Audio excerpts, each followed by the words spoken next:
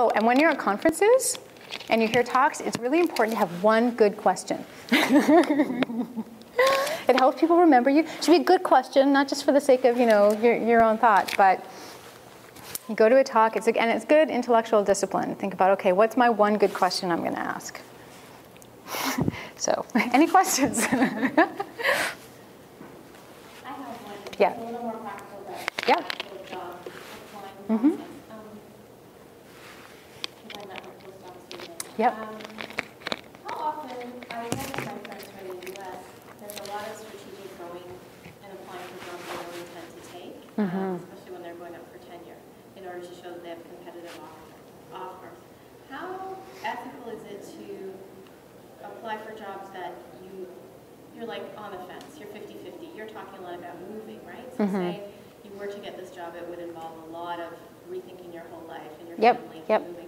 Like, how often do people apply for jobs that they just can't take if they're offered them? You're within your right to turn down a job.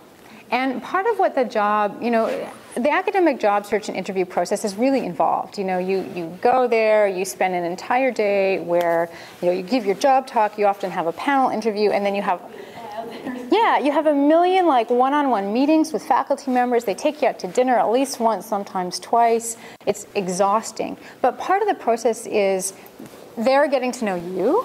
Because, by this stage, everybody looks good on paper who's been shortlisted, and they want to, see whether you're dynamic and interesting when can you answer questions about your research, but also, are you a psychopath that's going to scare them?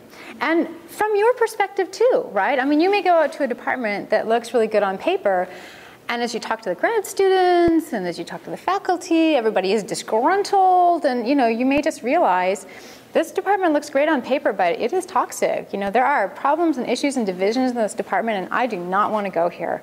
And you are within, of course you can turn down, and people turn down jobs all the time. People are offered jobs and they turn down jobs all the time, and nobody thinks ill of them for it. Okay? Like you said, it's such a small Canadian community, you don't have a reputation of... You don't want to have the reputation of consistently applying for jobs and then saying, no.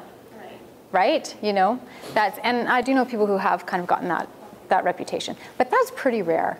And nobody's going to think badly of you if you don't accept a job that you're offered. I mean, you may have other offers, first of all, and want the most attractive one. Or maybe that, even if you don't, you're going to wait another year because once you finally met those people, or you thought, you went to the city, you looked at the university, you thought, I can't be here.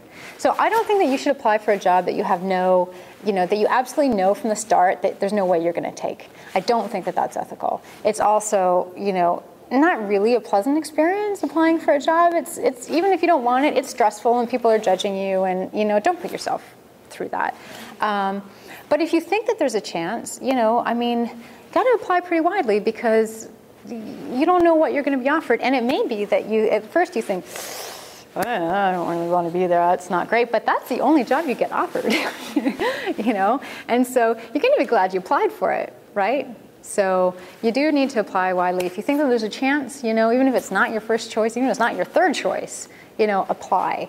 But don't apply for something that that there's no way, absolutely, you couldn't possibly go there, because then you are wasting their time and money, and you're also wasting yours. So you don't want to do that.